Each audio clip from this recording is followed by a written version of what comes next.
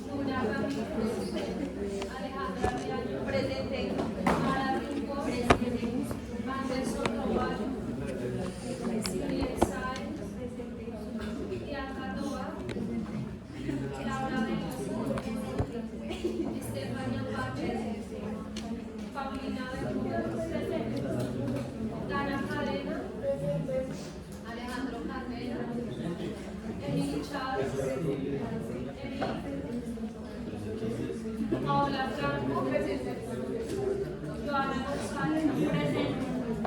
Sebastián Lina, Paula Costa, Paula presente. Mariana Carrillo, Se no me acordaba de eso, vale. No, yo no sé. Córdoba, No, la verdad, no, nunca escuché. de la Selva, No me acuerdo. Patricia Fonseca, Erika Llor, Marisa Martín, Karen Patillo, Andrés Pinzón, Giselle Rico, Mariana Rodríguez, Laura Roja, Camila Sánchez, María Paula Vargas, María Camila Monroy, Santiago Rodríguez, Ingrid Galante, María Camila Moreno, Lorena Saray.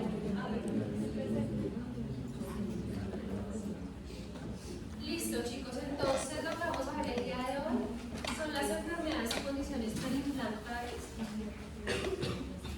Entonces ya durante todo lo que llevamos del semestre que hemos visto la salud periodontal, enfermedades y condiciones gingivales según la clasificación nueva del consenso del 2018. Ya vimos toda la parte de periodontitis, ya vimos otras condiciones que afectan el periodondo y ya para cerrar toda la parte del consenso vamos a mirar enfermedades y condiciones perimplantares. ¿Listo? Pero lo que vamos a hacer, en realidad la parte de implantes la vamos a ver en dos módulos, ¿sí?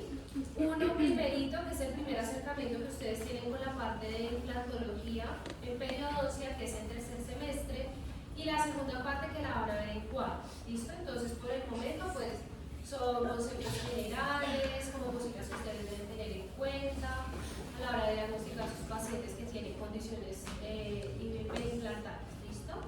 Pero lo primero que vamos a hacer es echarle un ojito a toda la parte de la anatomía perimplantar. Entonces, pues lo primero que tenemos que tener en cuenta, pues saber cuáles son las partes de un implante. Pues a grosso modo, un implante como tal, o un implante dental, tiene tres partes. Entonces tiene el cuerpo del implante, que es esta primera porción, que es la que va incrustada dentro del hueso propiamente dicho del paciente. Tenemos el abate, que es la parte que nos ayuda a conectar el cuerpo del implante con la parte protésica del implante, que es la corona, ¿listo? Y tenemos pues la corona propiamente dicha, que pues ya se va a poder realizar en diferentes materiales, sea circonio, sea disilicato de litio, sea metal cerámica, sea, bueno, hay varias formas de realizarla, y pues esa sería la corona, ¿listo? Que como ustedes ven en esta imagen difiere completamente de lo que es un diente natural. Esa es la parte de la corona. Tiene, pues ya vamos a ver más adelante, está incrustado en el alvéolo, que es el hueso alveolar, el cual se pierde cuando el diente se pierde. Entonces, como tal, el implante pues no tiene como un hueso alveolar que lo cubre, los tejidos no son los mismos, ya lo vamos a dar. Entonces, cuando nosotros realizamos una cirugía de un implante, cuando nosotros abrimos la encía, ahora traemos nuestra cirugía, abrimos la encía, exponemos el hueso nativo del paciente, que tiene el paciente propiamente de él, o ya sea regenerado, también puede ser previamente regenerado. Hemos hecho un estudio minucioso del caso del paciente. Muchos pacientes tenemos que regenerarlos previamente a la colocación del implante. Entonces, una vez nosotros ya hemos hecho todo ese análisis y colocamos nuestro implante, los tejidos duros y blandos perimplantario, cuando hablamos perimplantar es que es alrededor del implante, ¿sí? Se forman como resultado de un proceso de cicatrización de la herida tras la instalación del implante. O sea, nosotros colocamos un implante que en realidad es un aditamento protésico, o sea, completamente externo al cuerpo humano, ¿sí? Lo que pasa es que hay muchos estudios años que ya avalan la colocación de implantes en titanio principalmente, que son muy bien compatibles pues, con toda la anatomía de los pacientes, de los seres humanos, ha demostrado tener buenas respuestas en los niveles de cicatrización, de osseointegración, ya vamos a ver qué es la osseointegración y demás, entonces tiene muy buenas propiedades.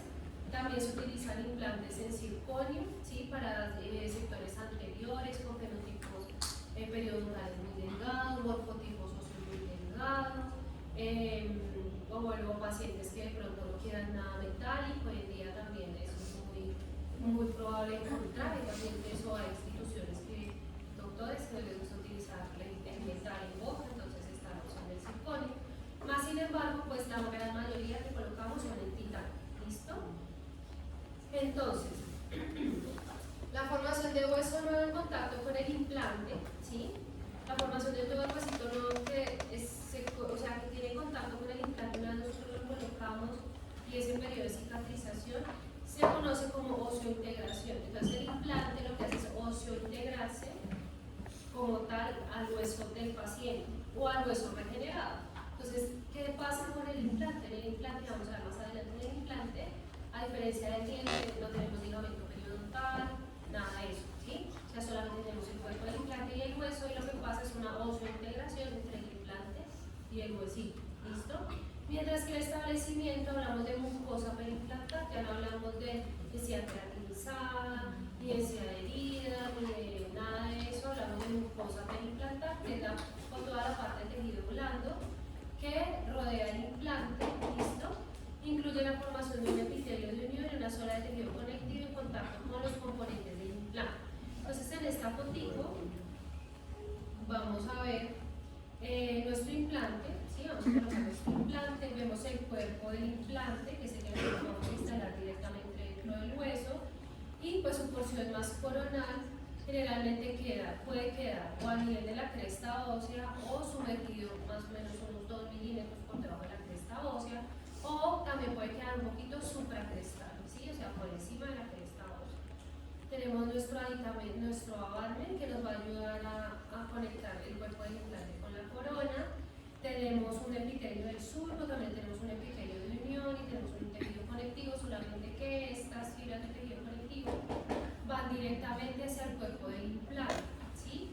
Y el epitelio del surco como tal, ya vamos a ver más adelante si presenta unas fibras, pero son un poquito menos, son mucho menos abundantes y fuertes que en el diente.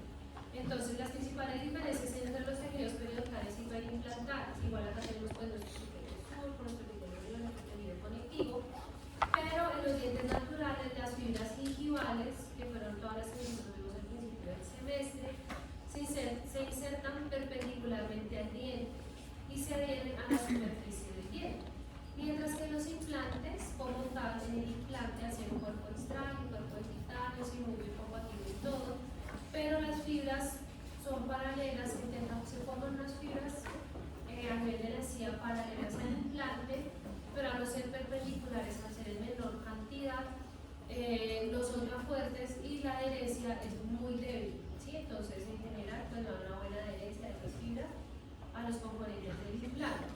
Y el surco perimplantar generalmente es más profundo y presenta menor resistencia mecánica. Al que las fibras sean en menor cantidad y sean menos fuertes y en una dirección distinta, pues hace que sean menos resistentes a las fuerzas mecánicas del soldaje, por ejemplo. No quiero hablar, más que me interrumpen la clase. ¿Te queda la boleta? ¿Listo? Vale. Porque pues dije, no, porque igual no más vas a ver esto. Entonces,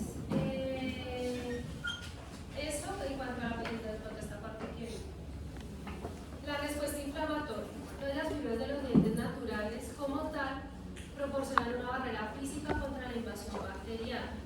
¿Por qué? Porque están orientadas en forma perpendicular a fijar ese ligamento periodontal, lo que limita la progresión de la enfermedad periodontal. Pero esa barrera física no existe a nivel de los implantes, porque la orientación paralela de las permite la progresión apical de las bacterias, o sea, es más fácil que las bacterias invadan toda esa parte de la mucosa periimplantar y lleguen al hueso más fácil porque hay menor resistencia, ¿sí? Entonces las bacterias pueden entrar más directamente y generar un daño pues más progresivo, más grave y más progresivo a nivel del hueso.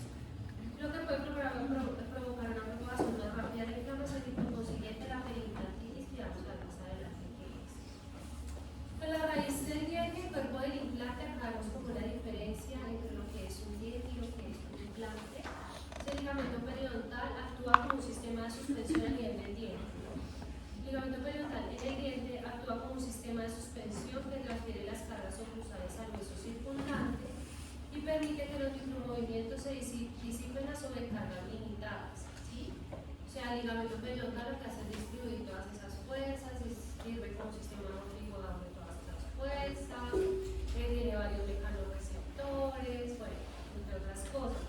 Pero los implantes no tienen ligamento periodontal, ¿sí? Porque pues no son dientes naturales, son naturales.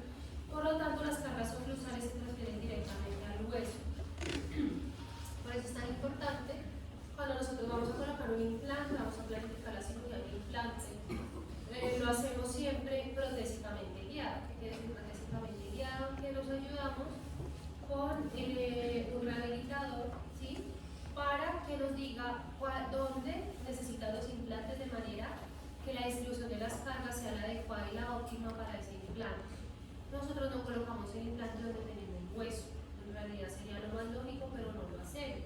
¿Por qué? Porque donde muchas veces donde el paciente tiene el hueso no se necesitaría el implante, o si yo lo coloco ahí, al hacer todo el análisis de oclusión, pues las fuerzas no se van a distribuir de la manera en que el paciente necesita.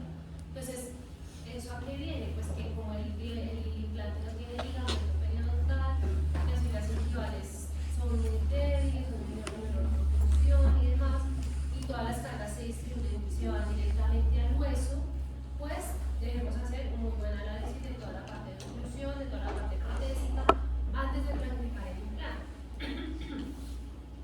La pérdida ósea puede ocurrir cuando la sobrecarga se presenta con el tiempo, o sea, muchos implantes que están con sobrecarga, que de pronto no se hizo un buen análisis, que se ubicaron en un lugar que no es el ideal, o que no se hicieron con la planificación correcta, con la ayuda de un rehabilitador o con un implantólogo que estuviera como pendiente de toda esa parte. Entonces son implantes que a largo plazo tienden a fracasar por trauma oclusal y pues directamente, o sea, que ese trauma se relaciona directamente con la pérdida ósea a nivel del implante.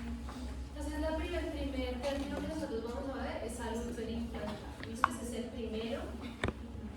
Es importante que ustedes los tengan en cuenta porque hoy en día muchos pacientes tienen implantes, ¿sí?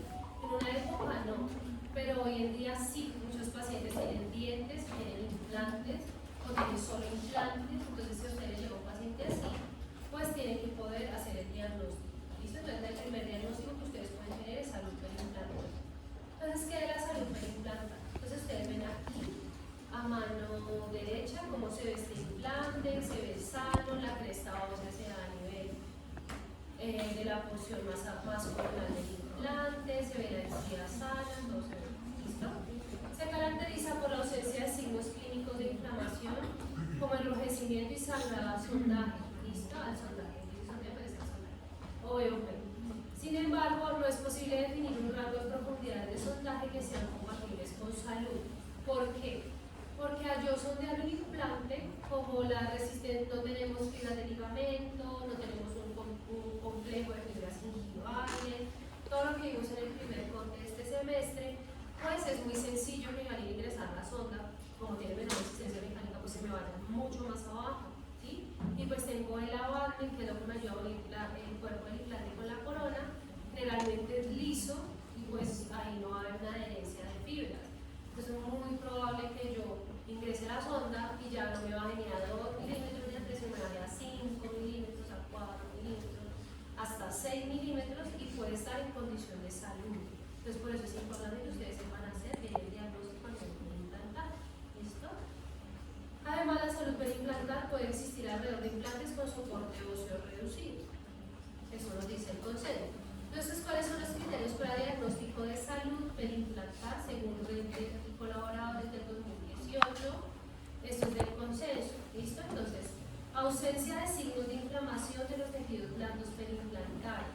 como enrojecimiento, inflamación o sangrado profuso al sondar. Ustedes igual en el examen clínico del periodontograma tienen que sondear los implantes. Entonces, igual por el surco ingresan la sondita y sondean. Pero lo importante es que no haya sangrado, o que haya un sangrado que no sea, o que no sea un sangrado profuso, como tal, ¿sí? Que no haya enrojecimiento, que no haya signos de inflamación. La decía no, sino la mucosa periimplantar debe ser de un color rosa, debe pues, tener un margen que sea concordante con la corona que está a nivel del implante. La idea es que no se vea desmatizada, no se vea inflamada. ¿Listo? No se evidencia pérdida ósea adicional siguiendo la cicatrización inicial. ¿Eso qué quiere decir?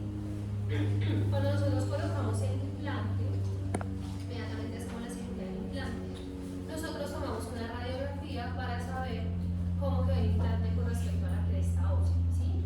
Entonces, generalmente lo colocamos o a nivel de la cresta o por debajo de la cresta para que quede sumergido por debajo del bolsillo, ¿sí?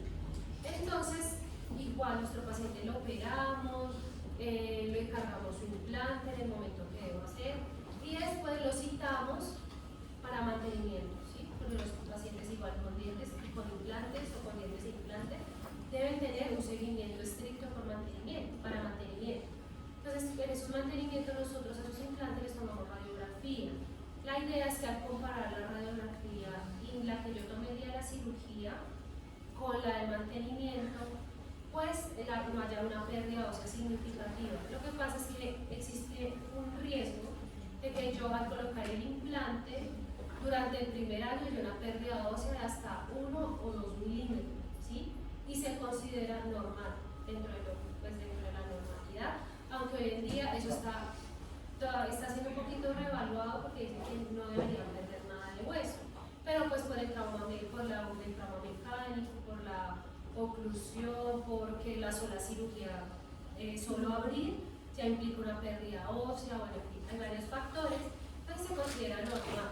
Entonces lo ideal es que yo al comparar esas radiografías, yo vea que no hay una mayor pérdida ósea adicional a ese milímetro o a esos milímetros iniciales que yo tuve con esa cirugía de implantes, ¿listo? Y la profundidad del sondaje en un paciente con implantes es considerada salud hasta 5 milímetros o menor a 5 milímetros, a diferencia de dientes.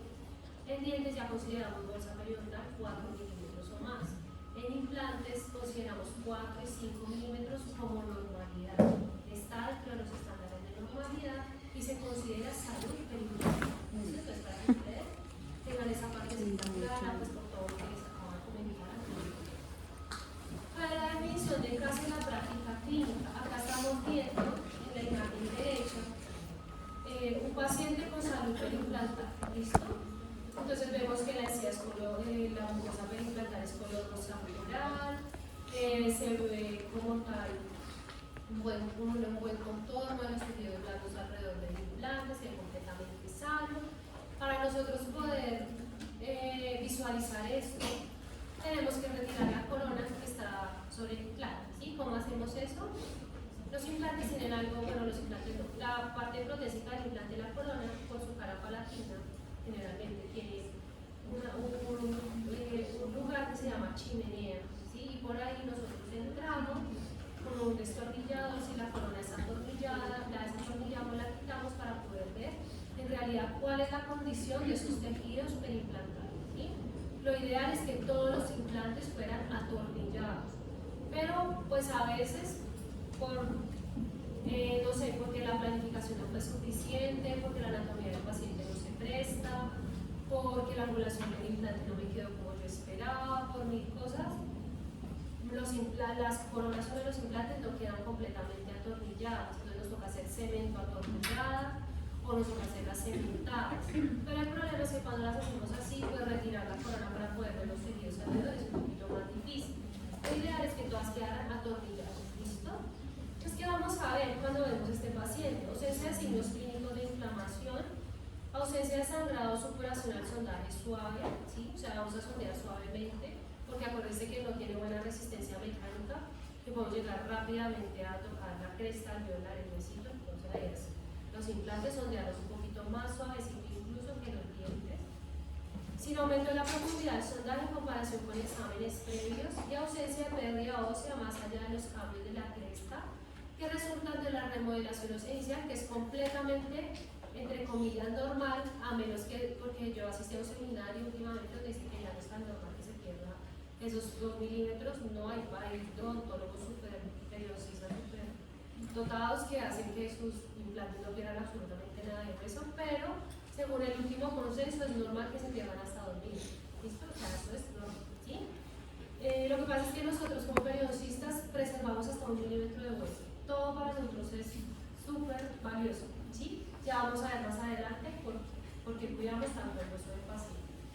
Entonces, el segundo diagnóstico es la mucositis periimplantar, que sería una analogía con lo que vimos en dientes de gingivitis, ¿sí? Solamente que es alrededor de implantes como tal. Ustedes se dan cuenta en esta imagen, la sonda solamente llega hasta la encía como tal, baja hasta ahí, pero ya no se ve aquí sanitas, se ve inflamada, se ve enrojecida, hay biopelícula y hay sangrado.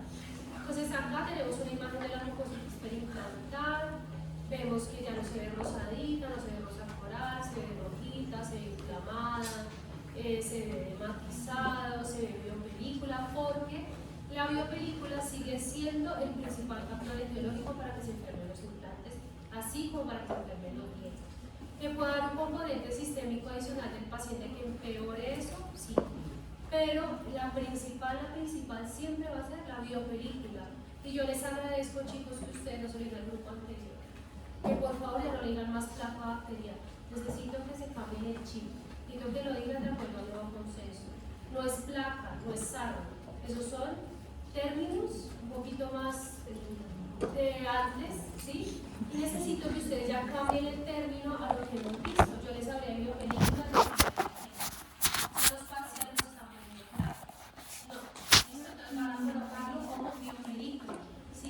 O biofilm, si quieren que se entienda, pero no placa ni sarro, son cálculos, supraestructurales, o sea, ya nos toca ir metiéndonos más en cómo es el nuevo, de acuerdo a las últimas investigaciones, de acuerdo al nuevo consenso.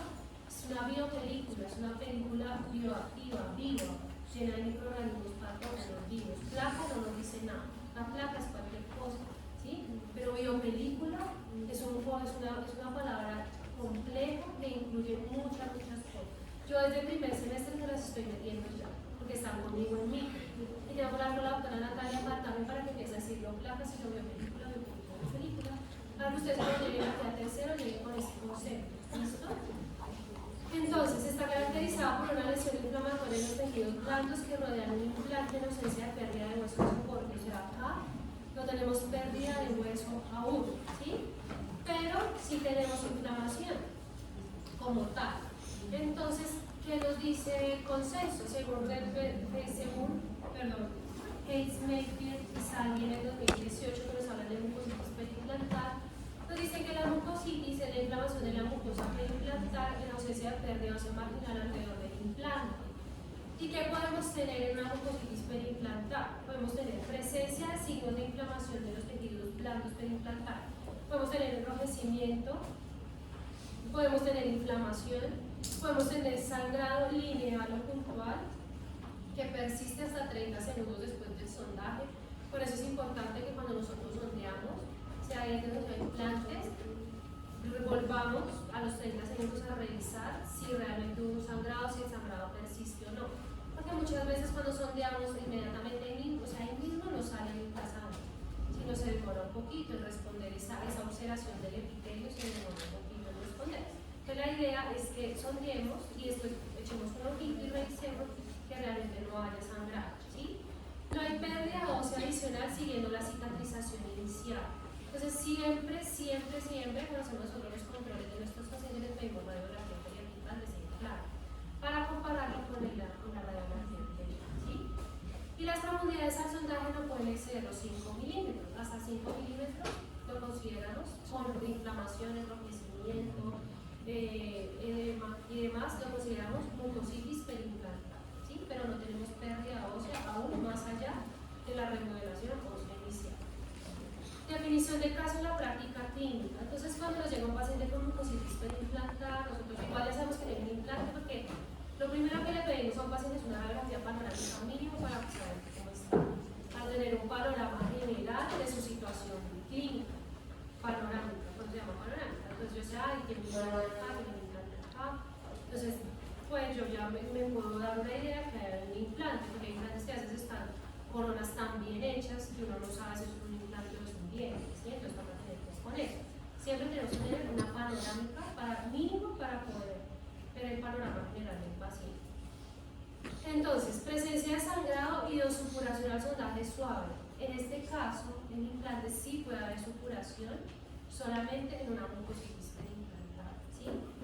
No necesariamente la supuración en el caso de implantes quiere decir que haya implantitis o que haya algo más grave, ¿sí? ¿Por qué? Pues porque las bacterias ingresan más fácil, porque es más fácil que se quede atrapado algo allí, porque las fibras no son suficientes, porque son en forma paralela, porque no tenemos un compendio de fibras biliares como en el diente. Entonces es muy común que de pronto al sondear me baje a 4 milímetros y sangre y supure, ¿sí? O sea, eso me alerta un poco, pero no quiere decir que mi paciente tenga periimplantitis, ¿listo? El sondaje puede estar aumentado con o sin profundidad de sondaje aumentado en comparación con exámenes anteriores. O sea, mientras no pase los 5 milímetros lo puedo considerar una mucositis periimplantar, ¿listo? Ausencia de pérdida ósea más allá de los cambios a nivel de la cresta que resultan de la remodelación ósea inicial. Entonces no tenemos como tal pérdida ósea más allá de la inicial. Y pasamos a la parte de periimplantitis. Entonces ustedes se dan cuenta en esta fotico, este pobre implante parece que está óseo integrado, ¿sí? O sea, lo que yo les dije anteriormente. Lo que nosotros buscamos cuando colocamos un implante es que el implante se óseo integre al hueso, ¿sí? O sea, que se pegue al huesito, que se pegue ahí, que se óseo integre. Cuando nosotros hacemos la cirugía del implante, nosotros hacemos con un botoncito, llevamos el implante, lo colocamos allí y hacemos un torque que debe ser más o menos a unos 30 newtons, que nos dice 25-30 newtons, que nos dice que el implante tiene una fijación primaria, o sea que la parte más apical del implante se agarró al huesito, ¿sí? Pero una osteointegración completa se demora un poquito más. Lo ideal es que ese implante tenga una osteointegración completa y que se fije al hueso. Este implante, al parecer, según lo que yo veo, según la experiencia que yo tengo, al parecer de aquí para allá está óseo integrado, pero puede que no. O sea, ese implante, a pesar de la pérdida ósea que tiene acá, no tiene periimplantitis, pero no está perdido, digámoslo así. Hay implantes que sí, esta inflamación y todo esto que destruyó acá, ya se fue por acá, ya se generó, ya no está bien unido el implante al hueso, ya todo ese tejido inflamatorio cubrió todo el implante se empieza a mover y pues toca sacar, da una explantación, ¿listo? Pero entonces, ¿qué es una periimplantitis? Entonces ya la periimplantitis vemos que hay una pérdida ósea, no solamente están afectados los tejidos blandos, no solamente están los tejidos inflamados, está edmatizado, hay placa, no, sino que también hay una pérdida ósea visible o no visible que yo puedo observar en la radiografía, ¿sí? Es una condición patológica asociada a la biopelícula que ocurre en los tejidos alrededor de los implantes dentales. Se caracteriza por inflamación de la mucosa periimplantaria y pérdida de hueso esofórico. Los sitios de periimplantitis se ven inflamados y tienen sangrado al sondaje y obturación, profundidad de sondaje aumentadas, recesión del margen mucoso. Entonces, si se baja el huesito, pues la mucosa periimplantaria se baja con todo el hueso. Entonces, el paciente empieza a exponer las roscas del cuerpo del implante y son visibles. ¿Listo? Y pérdida ósea radiográfica en comparación con exámenes previos. Pero la periimplantitis, según Schwartz, en el 2018 nos dice que es una condición patológica de los tejidos alrededor de los implantes, que está caracterizada por inflamación del tejido conectivo periimplantar y pérdida progresiva del hueso del soporte. Y según Redberg y colaboradores en el 2018, los criterios para un diagnóstico de periimplantitis son presencia de signos de inflamación de los tejidos blandos periimplantares, o sea, siempre hay inflamación de los tejidos blandos de la mucositis periimplantar bastante inflamada. La segunda, evidencia de pérdida ósea radiográfica adicional siguiendo la cicatrización inicial. Entonces yo me voy a dar cuenta, uy, no, mi paciente, bueno, al principio del primer año 0,2, pero a ver, se me perdió un año y volvió hasta ahorita, y tal vez 0,5, no, ahí ya algo